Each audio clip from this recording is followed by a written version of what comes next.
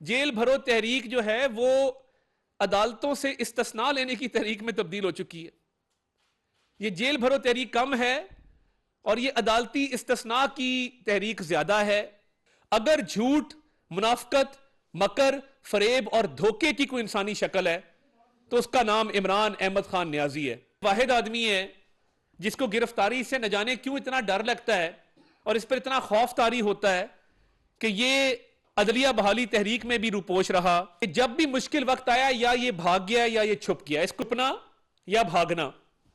अदलिया बहाली तहरीक में जो रूल ऑफ लॉ के लिए एक सियासी जमातों ने पाकिस्तान में जंग लड़ी, इमरान खान साहब पूरी तहरीक में रूपोश थे। तो आप कितनी देर छुपेंगे टांग का बहाना करके? आप कितनी देर अदालतों की आंखों में धूल झोंकेंगे? आप कितनी देर? ये डिलेइंग टैक्टिक्स हैं इमरान न्याजी साहब, आपके डिलेइंग टैक्टिक्स। तो वो अदालत में मुचलके जमा नहीं कराएंगे। वो सबसे पहले कहेंगे कि जो खवातीन और बच्चों का हिसार है जमान पार्क में, जहां पे वो कुपोष हैं, वहां से निकलकर बाहर आएंगे और कहेंगे कि जी मैं आ गया हूं, मैं अदालतों में जितनी भी जमानत की दरखास्तें हैं, जितने भी मैंने मुचलके जमा कराए हैं, ये मैं सब वापस लेता हूं और मैं मुकदमात का सामना करूंगा। जिसने मुझे पकड़ना है वो पकड़ ले। मगर बदकिस्मती से खान साहब का एक माजी है जिसमें सियासी जद्दोजहद का जो वो ड्रामा रचाते हैं उसमें किसी किस्म की ना कोई कुर्बानी है, उसमें किसी किस्म की कोई कैदोबंद की सऊतें नहीं हैं, उसमें आपको कोई मुश्किल का सामना करते हुए ये शख्स नजर नहीं आएगा। आप अगर नजर दौड़ाएं तो आपको पता लगेगा कि वकला तहरीक के दौरान जब लाहौर में छापा पड़ने का डर था तो ये अपने घर की दीवार फलांग कर फरार हो गए थे। और ये बाकी मौकों पे भी पूरी लॉन्ग मार्च में, आप थोड़ा सा आपको माजी करीब में ले जाना चाहता हूं कि जब भी मुश्किल वक्त आया या ये भाग गया या ये छुप गया, इसको छुपना या भागना। और वकला तहरीक में जब अदलिया की बहाली के लिए लॉन्ग मार्च का ऐलान हुआ तो आपके इल्म में है मियां नवाज शरीफ साहब मॉडल टाउन से निकले और अभी गुजरांवाला नहीं पहुंचे थे तो अदलिया बहाल हो चुकी थी। उस पूरी सियासी जद्दोजहद में, अदलिया बहाली तहरीक में जो रूल ऑफ लॉ के लिए एक सियासी जमातों ने पाकिस्तान में जंग लड़ी, इमरान खान साहब पूरी तहरीक में रूपोश थे, कहीं नजर नहीं आए।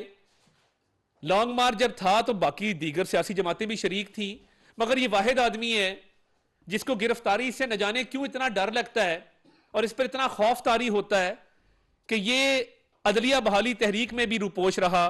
ये अब भी छुप के बहानों के जरिए अपना वक्त गुजार रहे हैं। तो आज तोशा खाना के केस में जब आपके सामने ये सारी बात है कि फर्दे जुर्म ने आयद होना था, तो आप कितनी देर छुपेंगे टांग का बहाना करके? आप कितनी देर अदालतों की आंखों में धूल झोंकेंगे? आप कितनी देर? ये डिलेइंग टैक्टिक्स हैं इमरान न्याजी साहब, आपके डिलेइंग टैक्टिक्स। आप हर केस में उसको मेरिट पे आर्ग्यू करने की बजाय आप टेक्निकलिटीज का सहारा लेते हैं कि कहीं ना कहीं से कोई ऐसी चीज मुझे मिल जाए जिसकी बिना पे जो मुकदमा चल रहा है ये कई साल ताखीर का शिकार हो। Classic example foreign funding case की है। 6 साल लगे फॉरेन फंडिंग केस को डिसाइड होने में, क्योंकि खान साहब क्या करते थे, इनके पास एक वकला की टीम है। अच्छा, ये इल्जाम हमारे पे लगाते हैं जिन्होंने नैब का ट्रायल डेली बेसिस पे फेस किया है, जिन पे फर्दे जुर्म भी आयद हुई, जिन्होंने मेरिट्स पे अपने केस आर्ग्यू किए और अल्लाह ताला के फजल से सुरखरू हुए। मुझे बता दें, कहीं टेक्निकलिटी का सहारा लिया हो, कहीं कहा हो कि यह केस मेरिट पे नहीं सुना जाना चाहिए? आपके पास वकला की एक टीम है जो आपको गाइड करती है कि आपने बहानेबाजी कैसे करनी है, धोखा कैसे देना है और राह फरार किस तरीके से इख्तियार करनी है। तोशा खाना का आज केस था। आपको चाहिए था कि आप अगर फिजिकली नहीं आ सकते थे, कम अज कम वीडियो लिंक के जरिए अपना बयान रिकॉर्ड करा देते, फर्द जुर्म आयद हो जाती, मुकदमा आगे चलता। डर किस बात का है? अगर इंसान ने कुछ गलत ना किया हो तो उसको तो डर नहीं होता।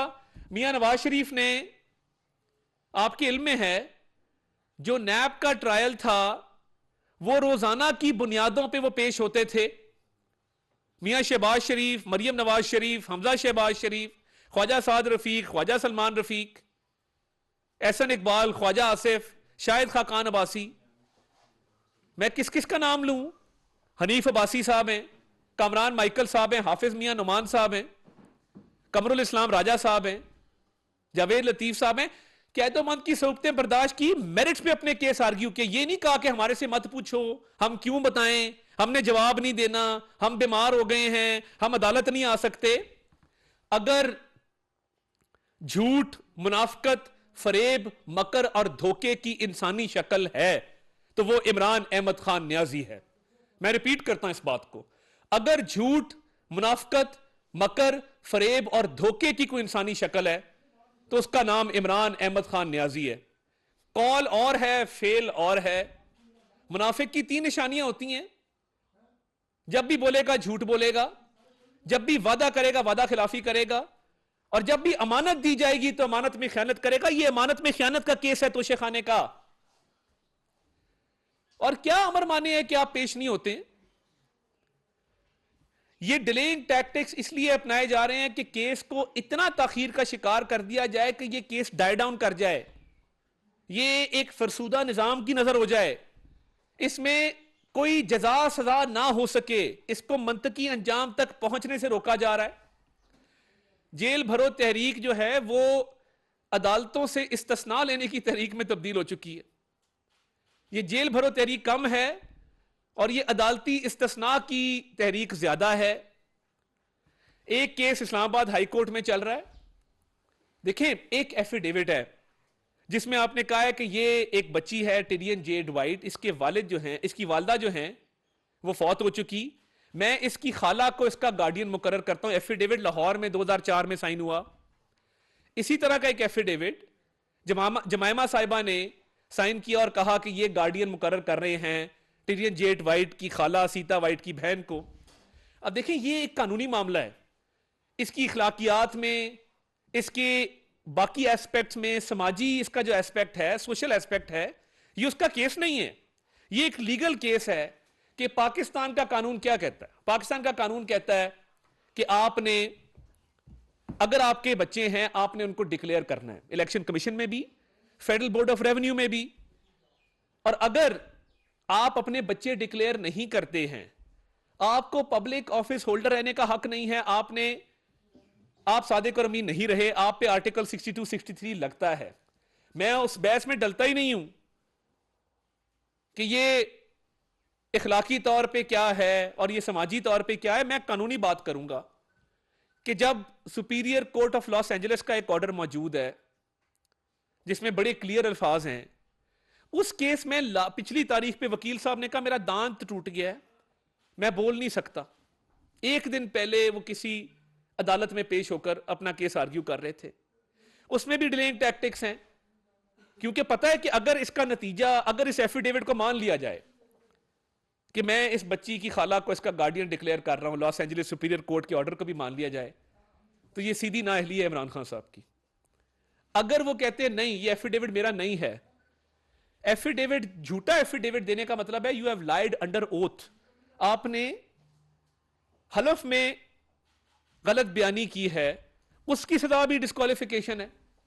तो ये अब फंस गए हैं, ये बंद गली में आ गए हैं। अब कानूनी टीम क्या कर रही है, वो बैठ के कह रही है खान साहब डिले करें, डिले करें, आपकी हम टांग को साल खींच लेंगे, आप बाहर ना निकलें, क्योंकि अगर आप बाहर निकले तो आपको अदालतों में जाना पड़ेगा, आपको तोशा खाना की चोरी का जवाब देना होगा, आपको टिरियन जेड वाइट वाले केस में जवाब जमा कराना होगा। अभी टिरियन जेड वाइट के केस में जवाब क्या जमा कराया है, उसमें लिखा है कि हम इस कोर्ट की जुरिस्डिक्शन को नहीं मानते, दायरा इख्तियार को चैलेंज किया है।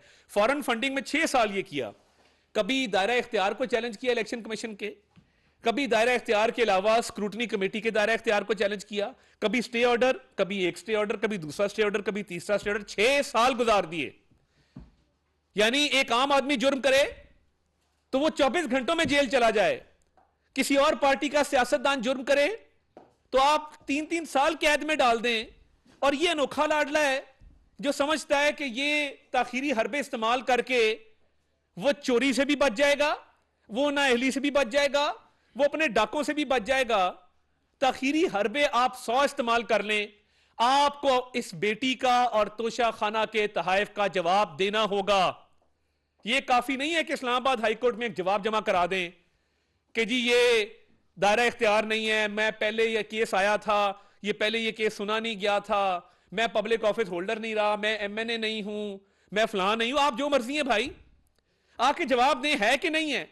ये एफिडेविट आपने दिया है कि नहीं दिया। ये लीगल एक बहस है। मैं अब दोबारा कहता हूं कि मैं अखलाकी और समाजी पहलू पे नहीं जाना चाहता, मगर अगर कानून का इतलाक किसी और एमएनए पे होता है तो वो इमरान अहमद न्याजी पे भी होता है। ये नहीं हो सकता कि आप ताखीरी हरबे इस्तेमाल करके राह फरार इख्तियार कर लें। और ये केसेस में मेरी ऑनरेबल सुप्रीम कोर्ट से ये गुजारिश है और हाथ जोड़ के मुअद्दबाना गुजारिश है, इनका डे टू डे ट्रायल शुरू किया जाए। यानी ये कैसे हो सकता है नवाज शरीफ का डे टू डे ट्रायल हो, शहबाज शरीफ का डे टू डे ट्रायल हो, आसिफ जरदारी का डे टू डे ट्रायल हो, मरियम नवाज का डे टू डे ट्रायल हो, हमजा शहबाज का डे टू डे ट्रायल हो, और एक लाडला बैठा है जिससे लोग ये कहते हैं कि मुनसिफ भी थोड़ा सा कतराते हैं कि ये गालियां देता है, ये ट्रोलिंग करता है सोशल मीडिया पे। मेरी आपसे गुजारिश है, आपने इंसाफ करना है। ये डे टू डे ट्रायल होने चाहिए। अगर article 62, 63 Tyrion Z white case में नहीं लगता, फैसला कर दें कि नहीं लगता। जो पिटिशनर है वो अपील करने का हक रखता है। अगर तोशा खाना की चोरी आप समझते हैं कि नहीं की, तो ये मेरिट पे आके फेस करें, इसका फैसला कर दें। मगर ये नहीं हो सकता कि मुल्क में इंसाफ का दौरा मियार हो, कुछ लोगों पे वो और तरह से लागू हो, कुछ लोगों पे वो और तरह से लागू हो। अब दायरा इख्तियार को चैलेंज करना, स्टे ऑर्डर लेने का ये मास्टर है मिस्टर जेल भरो तहरीक। ना जेल का मतलब पता है, ना जेल भरने का मतलब पता है, ना तहरीक का मतलब पता है। हालांकि अपनी पार्टी का नाम तहरीक इंसाफ है, जिसमें ना तहरीक का इनको पता है, ना इंसाफ का पता है। हर जगह पे स्टे ऑर्डर और दायरा इख्तियार को चैलेंज, स्टे ऑर्डर, दायरा इख्तियार को चैलेंज करें ना। सामना क्यों नहीं करते? मैं चैलेंज करता हूं मेरिट पे आके बहस करें टिरियन जेड वाइट केस में। मैं चैलेंज करता हूं मेरिट पे आके बहस करें तोशा खाना केस में। जब इमरान खान साहब पहली दफा फराह गोगी के दफा में आए थे और उन्होंने कहा था कि Farah Gogi public office holder नहीं है, मैं कुछ स्लाइड आपको दिखाना चाहता हूं कैश बॉयज की, जिसमें मैं आपको बताऊंगा कि 1.6 अरब रुपया रिश्वत का, 1.6 अरब रुपया इमरान खान साहब। लोग कहते हैं ना कि जी सबूत कहां है कि इमरान खान साहब ने रिश्वत ली है। उस्मान बुज़दार को पंजाब का वजीर आला क्यों लगाया गया था, किसने लगाया था? क्या बुशरा बीबी ने नहीं लगवाया था? क्या उनकी बुज़दार साहब की अलिया से दोस्ती नहीं थी? बुज़दार साहब में कौन सी काबिलियत थी कि उनको पंजाब का वजीर आला लगाएगा? सिर्फ माल कमाना था। जिस औरत ने घड़ियां नहीं छोड़ी, ब्रेसलेट नहीं छोड़े, हार नहीं छोड़े, पोस्टिंग ट्रांसफर पे मैं हल्फन ये आपको बात करता हूं कि ठेकों में और पोस्टिंग ट्रांसफर में ये कमीशन लेते थे बैठ के। एहसन जमील गुज्जर साहब, कई लोगों की सिफारिश हमने उनको की है उस दौर में। हमारे भी दोस्त हैं पुलिस में, एडमिनिस्ट्रेशन में। कभी कोई ओएसडी होता था तो फोन करता था कि जी आपका अगर कोई दोस्त एहसन जमील का जानने वाला है, मेरी पोस्टिंग करा दें। मेरा छोटा भाई खुद चल के गया एहसन जमील के पास, एक आधी सिफारिश की। मैं क्या बताऊं आपको, हम एक शहर के रहने वाले हैं, गुजरांवाला के। हमें नहीं पता कि किस तरीके से ये सारी मनी लॉन्ड्रिंग की गई है। अब ये कैश बॉयज हैं। ये पहला कैश बॉय आप देखें, मोहम्मद अनवारुल हक सन ऑफ अता मोहम्मद। इसने जो टोटल डिपॉजिट करवाया है वो आप देख सकते हैं कि 754 ट्रांजैक्शन किए हैं इस एक बंदे ने। 754 ट्रांजैक्शन किए और टोटल अमाउंट अगर आप देखें तो टोटल अमाउंट इसकी बनती है 86 करोड़ 29 लाख रुपया। इसने फराह गोगी के अकाउंट में कैश जमा कराया है। जरा एंड पे आए, ये सारे कैश बॉयज हैं, एंड पे आए जरा। फैसल मसीह है, अहमद मंसूर है, नासिर नवाज है, आगे एंड पे आए, जरा एंड पे आए, एंड पे आ जाएं। ये देखिए, रोके थोड़ा ऊपर, इधर रोके जरा। जो कुल ट्रांजैक्शंस हैं वो 959 ट्रांजैक्शंस हैं। ये जो एंड पे आप देख रहे हैं, कुल जो ट्रांजैक्शंस जो पैसे जमा कराने के लिए करवाए गए वो 959 ट्रांजैक्शंस हैं। और ये 1.6 अरब रुपया कैश जमा कराया गया है फराह गोगी के अकाउंट में 3 साल में। ये 3 साल का फिगर है। मुझे पाकिस्तान में कोई ऐसा कारोबार बता दें कि जिसमें ना बैंक